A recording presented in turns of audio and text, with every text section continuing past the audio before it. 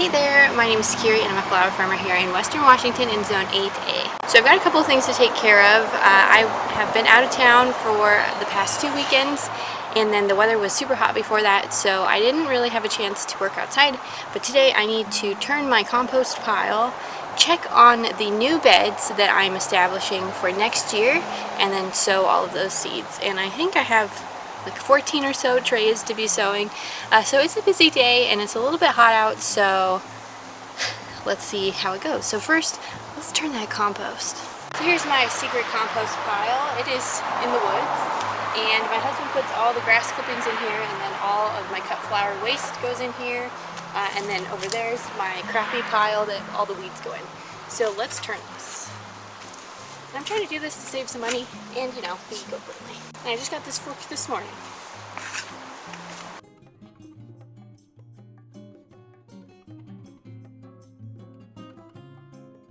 It is so hot out there. I really should have been doing all of this stuff earlier in the day, but I was busy picking flowers and making bouquets, and I do have the stand open today.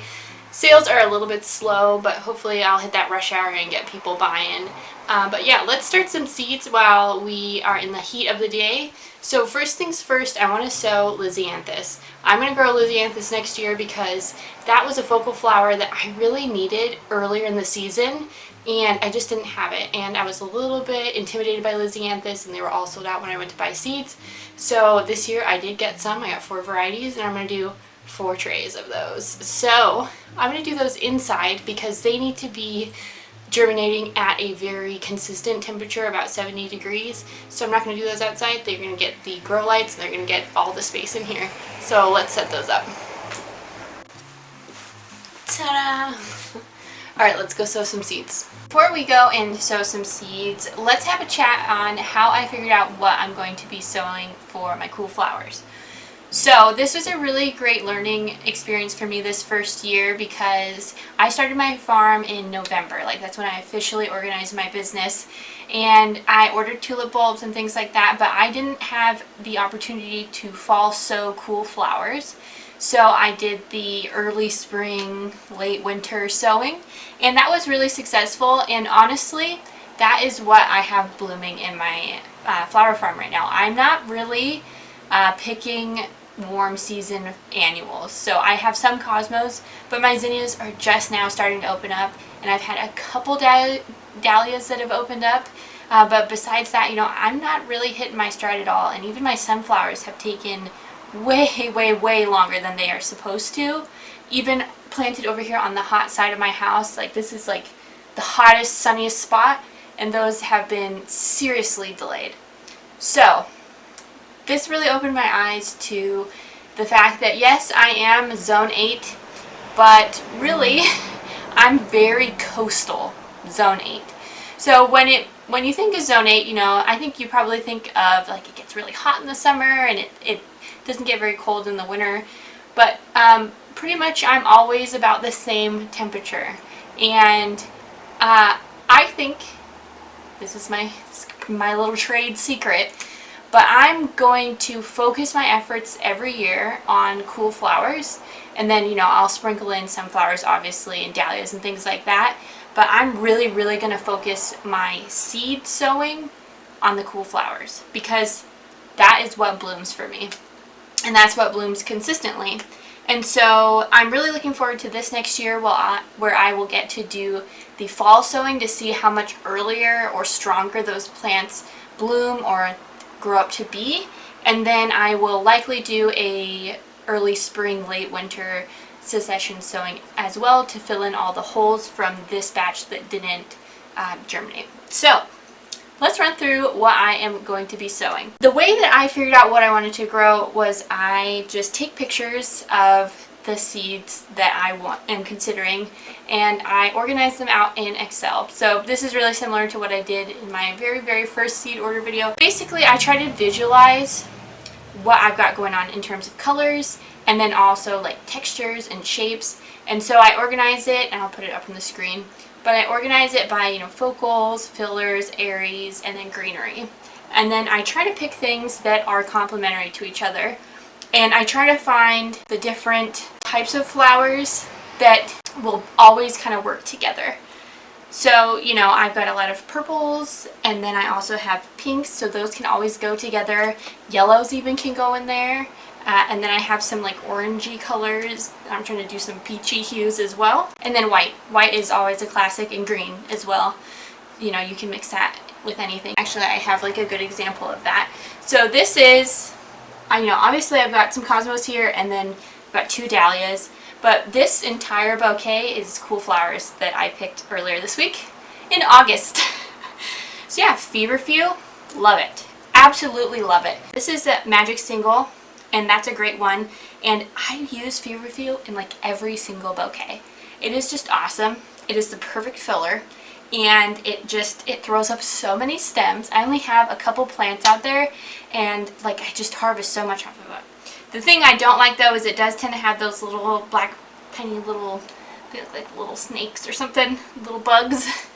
Those are kind of annoying, but yeah. And then, you know, here's some yarrow. I finally got my yarrow to bloom now that the slugs have laid off of it. Dara, love it. I love that there's purpley colors, that there's white colors, because they kind of are like an intermediary between all of these different things that are going on. And then I've got snapdragons. Absolutely love them. And I made a little bit of a mistake. So I wanted to get blooms as early as possible, so I didn't pinch a majority of the plants. And, you know, I did get blooms pretty early, but the timing was just a little bit off, to the point that, you know, I can't really mix them with dahlias now that my dahlias are taking so long to bloom, because right now they're budding up and they're getting very close. But now I have pinched back those snapdragons, and I'm waiting for them to regrow and do a second burst of blooms. So I really should have just pinched them from the get-go. So patience, must have patience. And then I also have a sprig of bupleurum, which I love. I've had a hard time with it, but I really think that getting the fall sowing on it will make it really worth my while. And that's the same thing with dill too. I don't think that dill is a cool flower for me. I have tried so many times to fall sow that, to early spring sow that, to succession sow that, and my latest succession, which I think I planted at the end of June, is finally growing. So I'm not going to treat that as a cool flower. I'm going to treat that as like a warm season annual. So here is my seed box, and let's just run through my cool flowers. So for focals, I've got my crane white tail, which I didn't use this year, and I'm going to just try to do that for next season. And then I got a bunch of Dianthus. I have Voyage 2 Blue, Voyage Pink 2 Improved, Voyage 2 Green 2, Voyage 2 Light Apricot, and Voyage 2 White Improved. I just feel like those are kind of my go-to colors, and you know, I can mix and match the apricot and the white, and as well as the green, and then the purple blue color. I really want to have more purple, because purple sells like hotcakes. Every single time I put it out, people just gravitate to it. So I'm trying to get the more purple going on, and you can mix purple with peach and it looks really cool. So that's what we're doing. So those are my focals. Yeah, I got the giant pod poppy from the Gardener's Workshop, because I really like the look of poppy heads, and the breadseed poppies that I sowed, I got some poppy pods, but they're not very big, so I want the big ones. And then I also got some salmon rose scabiosa, which I think will be great. Black Knight scabiosa, because I really like that dark color. And then I got the Fama white scabiosa, which is the perennial version, and it has a bigger seed head on it, but it's technically not a perennial in my zone, but we'll see about that. And then some more kind of airy texture. I have more Love in a Mist Jackal blend. I didn't have a lot of luck with that, so I think that one should be fall sown, and so hopefully that will produce better plants, because I only got like 4 plants and they're like 6 inches tall. So yeah. And then I got, finally, some Persian cress. I've been seeing that all over Instagram. Like every flower farmer who does the pastel dahlias and zinnias has cress in their bouquets, and it's like, yeah, I should have got that. And you know, apparently it self-seeds like crazy, so you know, that's going to be one of those really low maintenance things that'll just keep seeding itself all over, and then we don't have to keep worrying about it. So then I also got some Canterbury Bells. We'll give this a try. This is also a perennial, so we'll see how this goes. I saw quite a few of these during that June period where I had like no flowers blooming. A lot of people had them, so I'm going to give those a try and see if I can kind of fill that gap between the peonies and the tulips and all that, and those warmer season flowers. I also got, surprisingly, a lot of Godetia or Clarkia. I got the Azalea Godetia, and the Grace Mix, and then I got the Elegant Salmon Clarkia, which has a completely different form. It's like a spike, so that'll be interesting. And the other ones are mixes. I accidentally bought two different kinds of Orlea, which honestly I think they're probably the same thing, but this one is White Lace and then this one is White Finch. The flower farmers around me using Orlea for their later season tulips as a filler, and I was like kicking myself like, man, should have had Orlea. So definitely doing that this year. And then more Dara, absolutely love it. And it's so, I mean, if you saw my last video, it's taller than me. It's crazy, and that is so awesome. Oh, the other thing I'm kicking myself about not growing this last year is Dianthus, because that is another one that, just like Orlea, it really, you can get it to bloom with those late season tulips, and it's a wonderful filler. Apparently it smells really good too, so always a plus for some nice scent. So I got the Volcano Mix.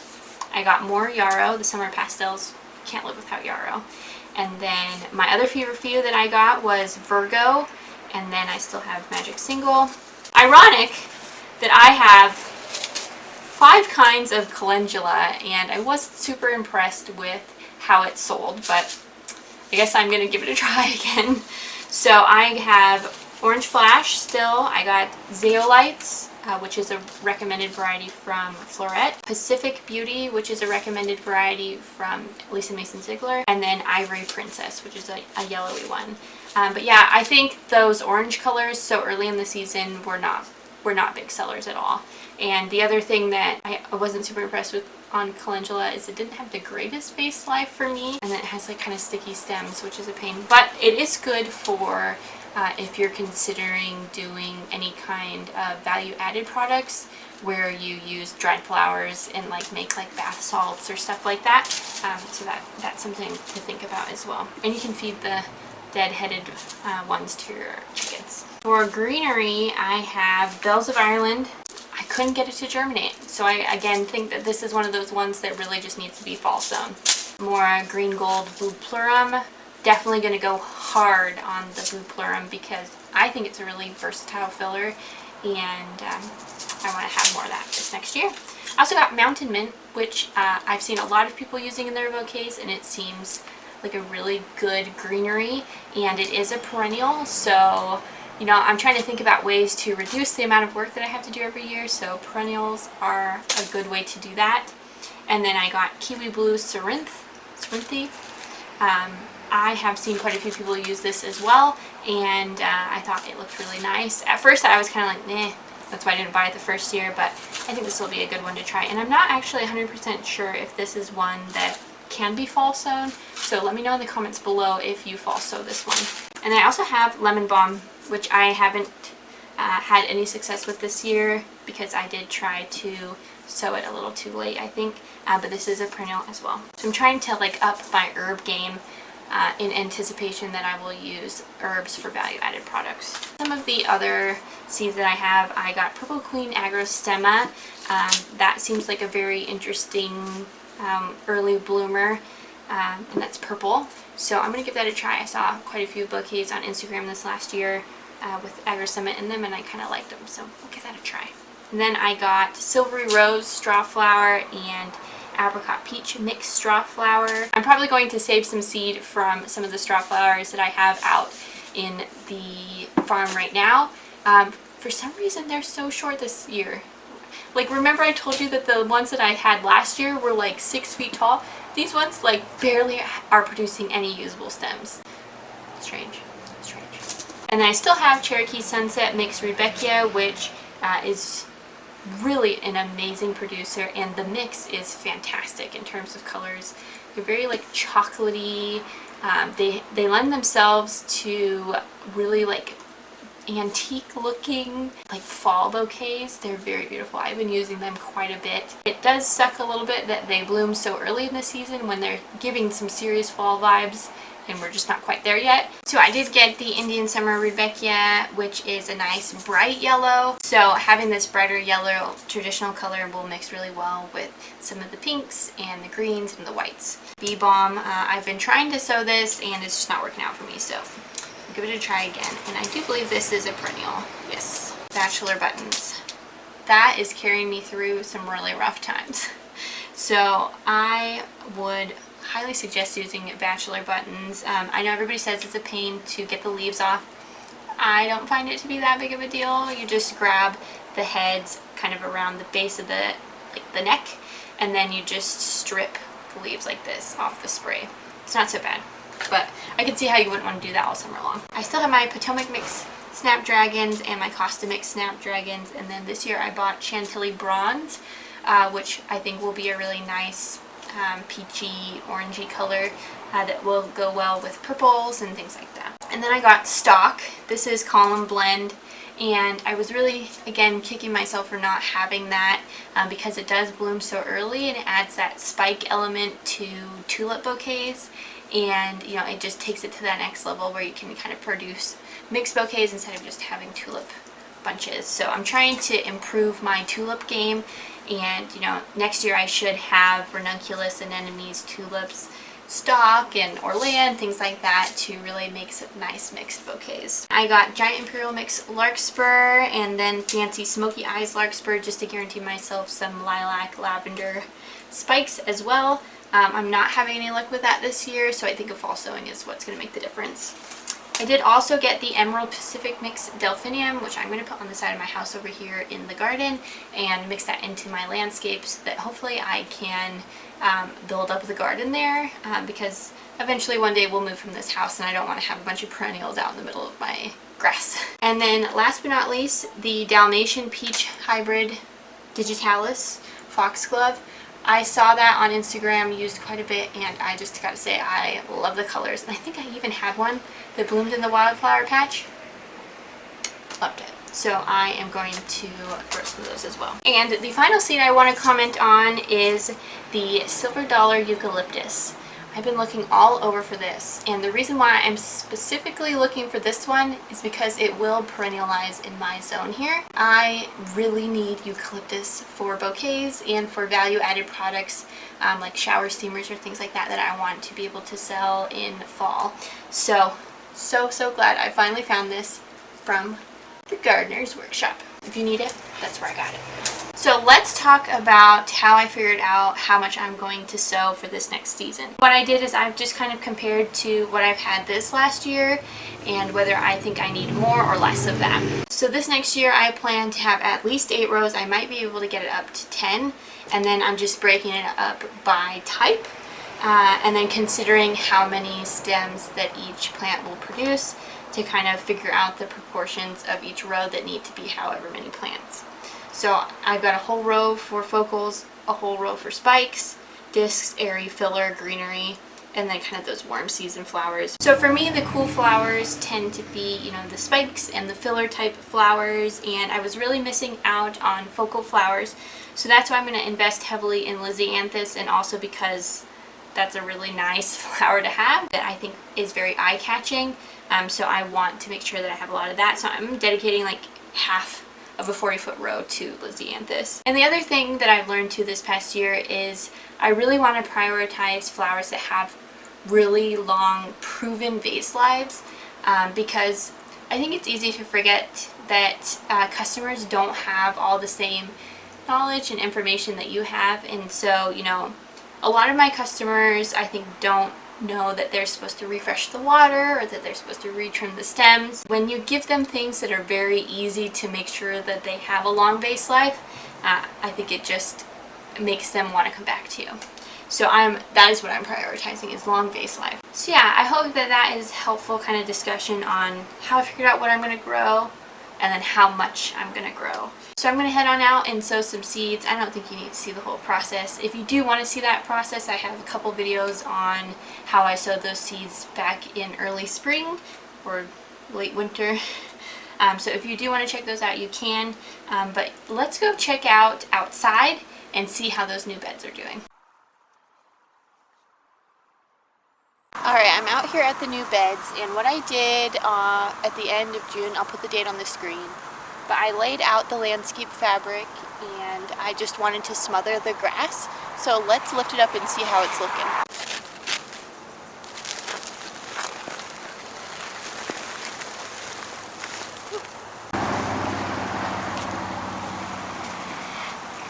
Alright, not too shabby.